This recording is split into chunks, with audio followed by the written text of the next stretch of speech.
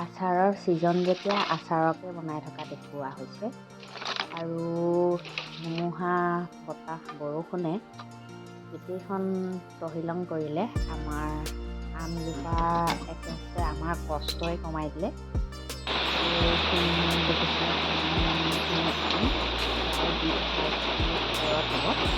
আৰু যথেষ্টখিনি মানুহে নিলেও আৰু তাৰে মই এঠানি হয় বুলি ভাবি বেমাৰৰ গাতে এইফালে স্লাইন লৈ অহা বেছি দিন হোৱাই নাই, 2-3 দিন হৈছেহে। তথাপিও মানে তেনেধৰণতে এঠানি হোৱাৰ ভয়ত এইখিনি ভাবিলোঁ আচাৰকে বনাই পেলাওঁ। নমস্কাৰ, good evening, welcome back to my YouTube channel Poppy's crafting. আৰু এইফালে আচাৰৰ কাৰণে বুলি আমখিনি গোটেই কষ্ট কৰি আৰু আমখিনি মানে বাঁহ ধৰি গ'লতো, আৰু বাঁহ ধৰিলত এইফালে যথেষ্ট কষ্ট হৈছে।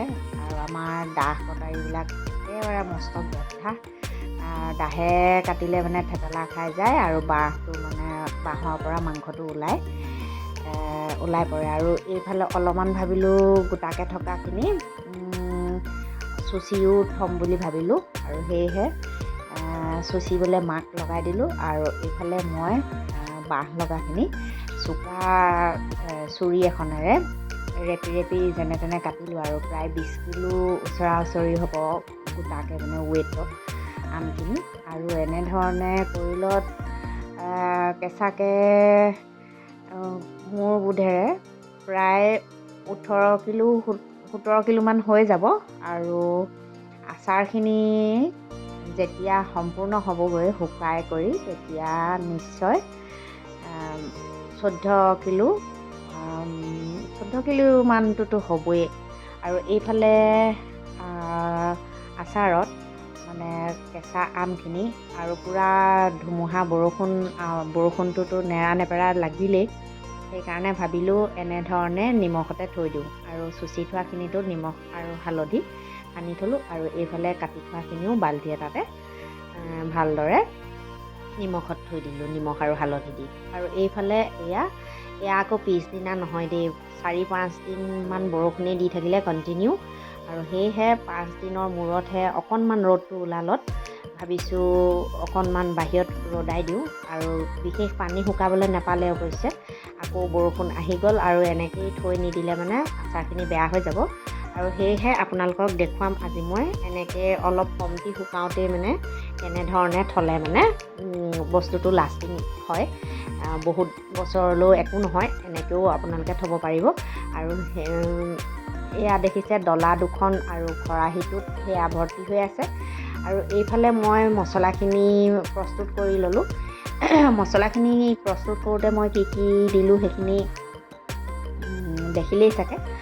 মানে পাঁচফোৰণৰ লগত মই জালুক দিছোঁ আৰু ৰঙা শুকান জলকীয়া এড কৰি দিছোঁ তাতে, আৰু অলপমান 100 গ্ৰামমান বগা সৰিয়হটো তাতে অলপ গৰম কৰিবলৈ দি কেৰাহীটোত ঠাণ্ডা কৰি পেলাই পিছত মিক্সিত মাৰি আধা ডালডলীয়াকৈ তাৰমানে এইখিনিতে প্ৰস্তুত কৰি ল'লোঁ। আৰু এইখিনি ঘৰৰে ভোট জলকীয়া হয়, ভোট জলকীয়া আৰু প্লাছ খুন্দু জলকীয়াও আছে ইয়াতে।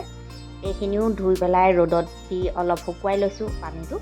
আৰু এতিয়া এইখিনি একগোট কৰি লওঁ। আৰু ইয়াত মই কি এড কৰোঁ, কেনেধৰণে এড কৰোঁ সেইখিনি চাই যাব ভিডিঅ'টো সম্পূৰ্ণকৈ, অকণো স্কিপ নকৰাকৈ। নহ'লে স্কিপ কৰি দিলে আপোনালোকে বুজি নাপাব, আৰু আচাৰটো মানে তাত বহুখিনি কথা ৰৈ যাব পাৰে। আপোনালোকে নহ'লে পিছত ক'ব যে এনেকৈয়ে থৈছিলোঁ আৰু আমাৰ যে 2-3 দিন বা এসপ্তাহতে ভেঁকুৰ ওলালে। কিন্তু সেইটো কাৰণেই কৈছোঁ যে ভিডিঅ'টো সম্পূৰ্ণকৈ চাব, তেতিয়া বুজি পাব। আৰু এইফালে জলকীয়াখিনিও মই বেলেগকৈ অলপমান থৈ ল'ম, কিমানটো পৰিমাণে দিব লাগে পিছত দি দিম। আৰু মা আৰু ববাৰ কাৰণে কাঢ়ি থ'ব লাগিব, সেয়েহে জলকীয়াখিনি বেলেগকৈ থৈ লওঁ। ইয়াৰে তেল অলপ গৰম কৰি পেলাই বাতি এটাত এক্সট্ৰা কৰি লৈছোঁ। আৰু এইখিনি খুন্দু জলকীয়াখিনি বটলত ভৰাবৰ কাৰণে মই উলিয়াই থৈছোঁ। আৰু এইফালে শুকান জলকীয়া এইকেইটা মই এতিয়া তেলতে দিম, ফোৰণ কৰিম তাৰমানে। আৰু এইফালে জলকীয়াকেইটা ঢালি দিলোঁ। তেল 1 লিটাৰ প্লাছ এপোৱামান হ'ব। সিমানখিনিৰ কাৰণে ইমানেই যথেষ্ট। তেল বহুত বিশেষ নালাগে। আৰু এইফালে তেলতে দি দিলোঁ অলপমান নিমখটো বহুত দিব নালাগে, কাৰণ নিমখতেই থোৱা আছিলে।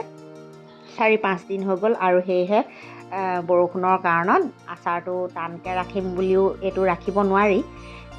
এইখিনি আচাৰৰ কাৰণে তাৰমানে কোমলেই হৈ যাব। আৰু এতিয়া তেলতে মই আমখিনি অলপ দেৰি পানীটো শুকোৱালৈকে ভাজিম। আৰু কিন্তু আচাৰৰ কাৰণে মছলাখিনি এনেকৈ ভাজি থাকোঁতেই গোটেই মছলাখিনি দি নিদিব তাতে। মই এতিয়া দিছোঁ মানে মাহঁতে খাবৰ কাৰণে যিটো পৰিমাণত খাব পাৰে জ্বলা বা মছলাটো, সেইটো পৰিমাণতহে দি লৈছোঁ অকণমান। সেয়েহে জুইৰ ওপৰত থাকোঁতেই দি লৈছোঁ। আৰু বাকীটো পিছত কিন্তু জুইৰ পৰা নমোৱাৰ পিছত গৰম ভাপটো চাই ল'ব আপোনালোকে, তাৰ পাছতহে দিব। নহ'লে তাৰ চেণ্টটো একেবাৰে জুইয়ে মানে গৰমে খাই পেলাই। আৰু এইফালে খুন্দু জলকীয়াকেইটাও বটলত ভৰাই ল'লোঁ। আৰু এতিয়া ভিনেগাৰ এড কৰিব লাগিব। ইয়াত ভিনেগাৰ অকণমানো দি দিওঁ। অকণমান দিলেই হ'ব, ইয়াত অকণমানি দিনে। আৰু এইফালে মা আৰু ববাৰ কাৰণে ভাবিছোঁ অকণমান কাঢ়ি থৈ লওঁ জলকীয়া নিদিয়াকৈ। আৰু এইফালে দেখিছে নহয়, আমাৰ চৌকাতে পাতি দিছোঁ। 12-15 কেজি আচাৰৰ কাৰণেতো গেছত নোৱাৰিম, সেয়েহে ডাঙৰ কেৰাহী পাতি লৈছোঁ, বৰ কেৰাহী। আৰু সেই কেৰাহীটোতে জুইতে সেইখিনি মই মানে লৰাই আছোঁ মাজে মাজে। আৰু পানীটো একেবাৰে শুকুৱাই পেলাব লাগিব আচাৰৰ, যিটো মানে আমত ৰখি গৈছিলে।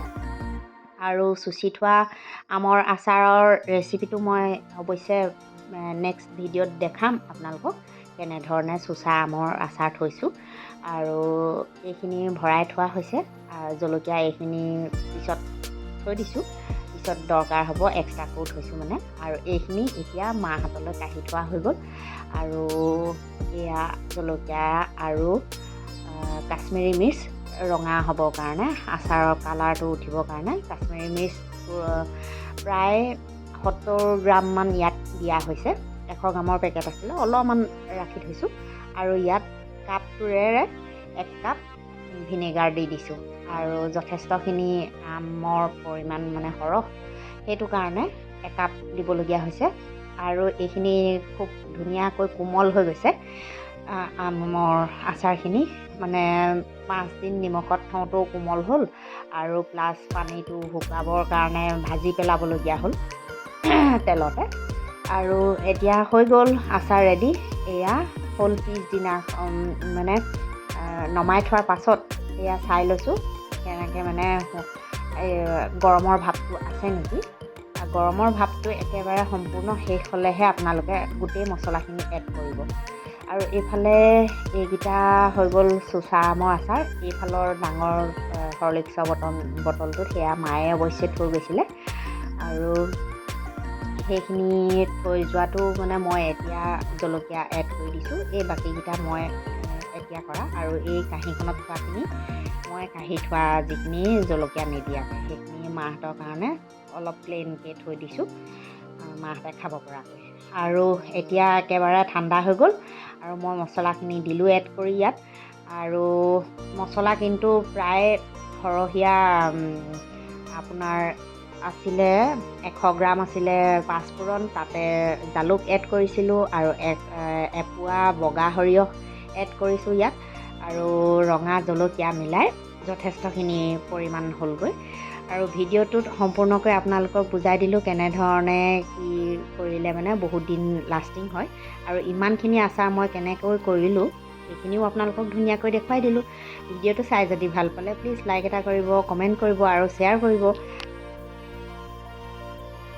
শেষ কৰাৰ আগতে মোৰ চেনেলটো ছাবস্ক্ৰাইব কৰি ল'ব যিসকল নতুনে চাই আছে। আৰু ছাবস্ক্ৰাইব কৰি কাষতে থকা বেল আইকনটো প্ৰেছ কৰি অল কৰি দিব। তেতিয়া নতুনকৈ যি মোৰ আপডেটছ আহি থাকিব ভিডিঅ'ৰ, সেইসমূহ আপোনালোকে প্ৰথমতেই পাব। আপোনালোকৰ ভৱিষ্যত জীৱন উজ্জ্বল হোৱাৰ কামনা কৰি আজিলৈ আহোঁ। অন্য এটা ভিডিঅ'ত পুনৰ লগ পোৱাৰ প্ৰতিশ্ৰুতিৰে। Bye bye.